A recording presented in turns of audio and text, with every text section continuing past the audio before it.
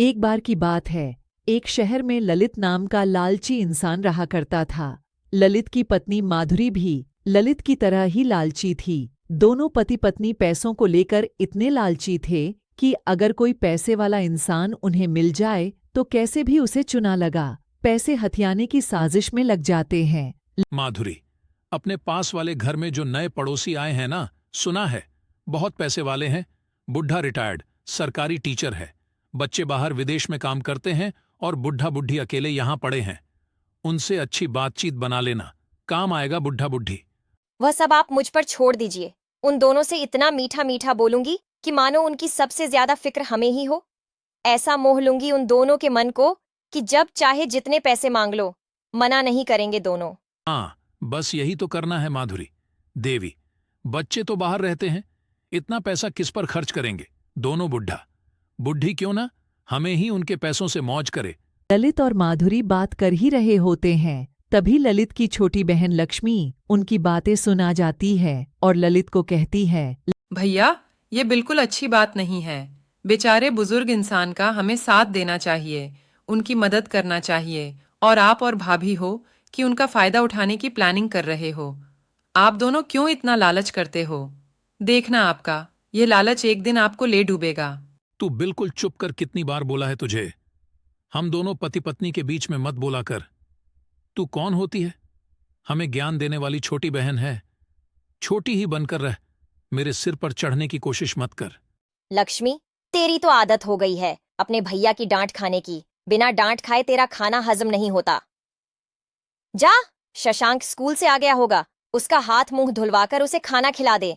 फालतू में हमारी बातों में अपनी टांग मत अड़ा। लक्ष्मी बेचारी भैया भाभी की डांट खाकर छोटा मुंह कर चली जाती है। उसके लिए तो ये रोज की ही बात थी। जब भी वह ललित और माधुरी को लालच न करने को कहती, वह दोनों उसकी बात सुनने के बजाय उसे ही बातें सुना देते हैं। ललित के माता पिता के मरने के बाद लक्ष्मी का भी इस घर में हिस्सा है। लक्ष्मी अपने पति की मौत के बाद से इस ही घर में रहती है और घर के काम भी वही करती है। ललित और माधुरी पैसों के इतने ज्यादा लालची कि कैसे भी वह लक्ष्मी को इस घर से भगाकर उसका हिस्सा हथियाना चाहते हैं। आप लक्ष्मी की दूसरी शादी कर उसे इस घर से रवाना क्यों नहीं कर देते? जब देखो बीच में दखल देती रहती है। मुझे तो ये बिल्कुल पसंद नहीं है। बड़ी मुश्किलों से सह रही हूं मैं तो इसे।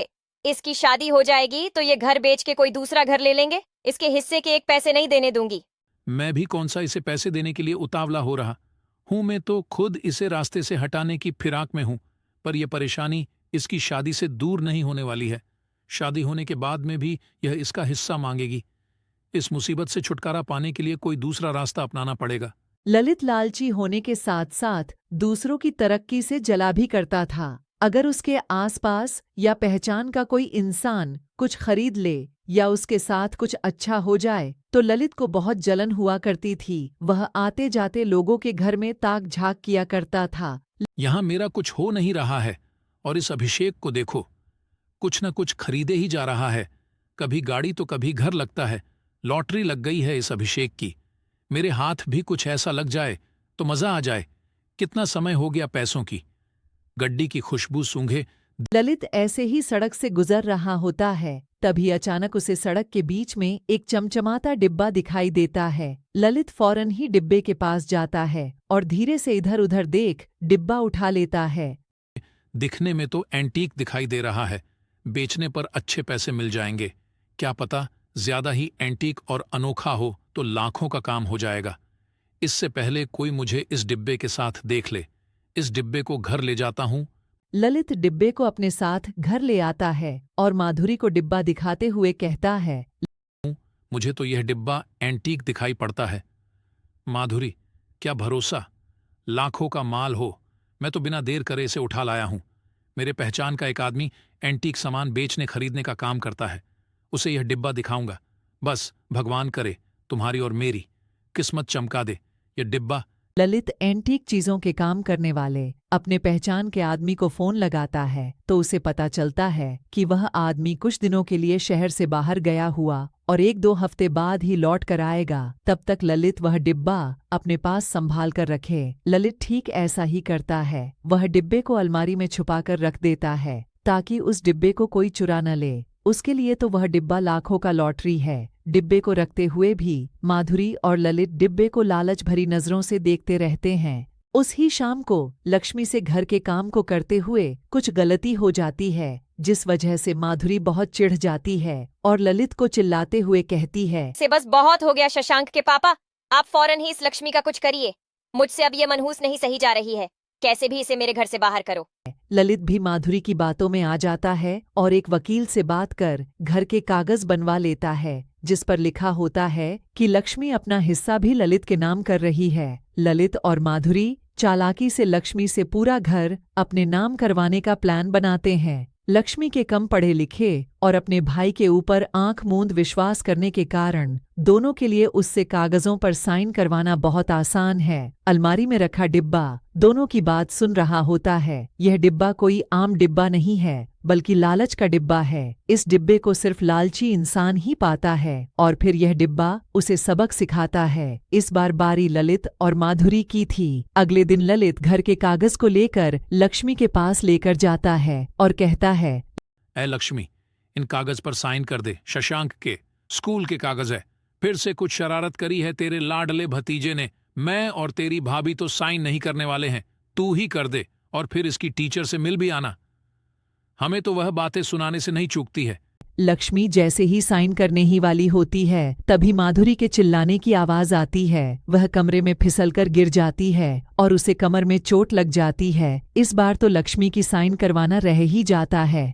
अगले दिन जब फिर लालची ललित और उसकी पत्नी माधुरी साइन करवाने के लिए लक्ष्मी के पास जाते हैं, तो उनके कमरे में आग लग जाती है। पूरा कमरा जल जाता है। सिर्फ लालच का डिब्बे ही सही सलामत रह जाता है, जो इन दोनों के लिए बहुत आश्चर्य की बात थी। ऐसे ही जब माधुरी पास के बुजुर्ग रिटायर्ड टीचर से झूठी मजबूरी बता पैसे ऐंठने जाती है। मुझे तो बहुत शर्म आ रही है आपसे पैसे मांगने में, पर मैं भी क्या करूं। शशांक के पापा हैं नहीं घर पर, और मेरी तबीयत कुछ ठीक नहीं लग रही है, और वह डॉक्टर बिना पैसे लिए दवाई देने वाला नहीं। माधुरी बाजार से उसकी फेवरेट साड़ी खरीदने के लिए झूठ बोल ही रही होती है। तब अचानक ही उसके सिर पर गमला गिर जाता है और वह बेहोश हो जाती है। ललित और माधुरी जब भी लालच कर किसी का बुरा करने की सोचते हैं, तो उनके साथ ही कुछ बुरा हो जाता है। ललित लालच के डिब्बे को एंटीक सामानों के व्यापारी के पास बेचने के लिए ले जाता है। ललित के पहचान के आदमी के पिता डिब्बे को देखते ही कह पड़ते हैं, लो भाई, हो गया कल्याण। तुम 3 साल में 25वें इंसान हो जो इस लालच के डिब्बे को मुझे बेचने आए हो। लगता है तुम्हारा मन भी लालच से भरा पड़ा है, तभी तो तुम्हें यह डिब्बा मिला है। भगवान ही बचाए। अब तो तुम्हें ये कैसी बातें कर रहे हो? डिब्बा खरीदना हो तो बताओ, फालतू ज्ञान क्यों बांट रहे हो? क्या लालची लालच लगा रखा है? ललित के नाराज होने पर व्यापारी ललित को इस लालच के डिब्बे की सारी कहानी बताता है। 3 साल पहले पास के शहर में एक बूढ़ी मौसी और उसका परिवार रहा करता था। बूढ़ी मौसी के साथ उसकी छोटी बहन भूरी और छोटी बहन का बेटा कल्लू रहता था। भूरी के पति की मौत के बाद बूढ़ी मौसी ने ही उसे संभाला था, पर भूरी और उसका बेटा कल्लू दोनों बहुत ही लालची थे। बूढ़ी मौसी को एंटीक चीजों का बहुत शौक था। उनके पास कई एंटीक चीज थी। कल्लू को महंगे महंगे मोबाइल कपड़े खरीदने और पैसों के लालच में उलझे हुए सामान खरीदने बेचने की बुरी आदत थी। आए दिन इतनी महंगी चीजें खरीदने के लिए पैसे मांगने पर बूढ़ी मौसी से उसकी लड़ाई हुआ करती थी। माँ, हमें कब तक अपनी जरूरतों को पूरा करने के लिए बूढ़ी मौसी के आगे हाथ फैलाने पड़ेंगे? और तो और बुढ़िया की खातिरदारी भी करो, बातें भी सुनो। तू परेशान मत हो कल्लू, तेरी माँ अभी जिंदा है। मैं तेरी हर ख्वाहिश पूरी करूंगी, और मैं बूढ़ी मौसी वाली परेशानी का भी कुछ करती हूँ। पैसे न देने पर भूरी बूढ़ी मौसी के एंटीक सामान चुरा बेच देती थी और उन पैसों से कल्लू की फालतू की जिद को पूरा किया करती थी। एक दिन अपना सामान चोरी होता देख बूढ़ी मौसी भूरी और कल्लू को चिल्लाती है, बूढ़ी तुम दोनों चोर निकल जाओ मेरे घर से। इस घर में लालची और चोर के लिए कोई जगह नहीं। कितनी बार समझाया है। तुम्हें क्यों लालच करते हो? लालच बुरी बला है, पर तुम दोनों समझते नहीं हो। कितना तो नुकसान कर चुके हो अपने लालच के कारण। मौसी से माफी मांग जैसे तैसे भूरी और कल्लू उन्हें समझा लेते हैं, लेकिन बदले की भावना उनके मन में पनप चुकी थी। बूढ़ी मौसी अपने कमरे में बैठे हुए एंटीक डिब्बे को देख रही थी। तभी भूरी खाने में जहर मिला कर बूढ़ी मौसी को खिला देती है, जिससे बूढ़ी मौसी की मौत हो जाती है और उनकी आत्मा इस डिब्बे में ही बस जाती है। भूरी और कल्लू तो घर सामान बेच शहर छोड़ चले गए, लेकिन जब से बूढ़ी मौसी की आत्मा कह लो या यह लालच का डिब्बा है, लालची इंसान को सबक सिखा रहा है और फिलहाल इसका शिकार तुम हो। व्यापारी की बातें सुन ललित को भी यकीन हो जाता है कि जब से उसे यह डिब्बा मिला है, लालच करने पर उसके साथ कुछ बुरा ही होता आ रहा है। घर आकर वह सारी बातें माधुरी को बताता है। दोनों पति पत्नी सिर पकड़ बैठ जाते हैं। अब तो मजबूरी में उन्हें अपने लालच को दबाना ही पड़ता है, वरना उनका ही नुकसान हो जाता है।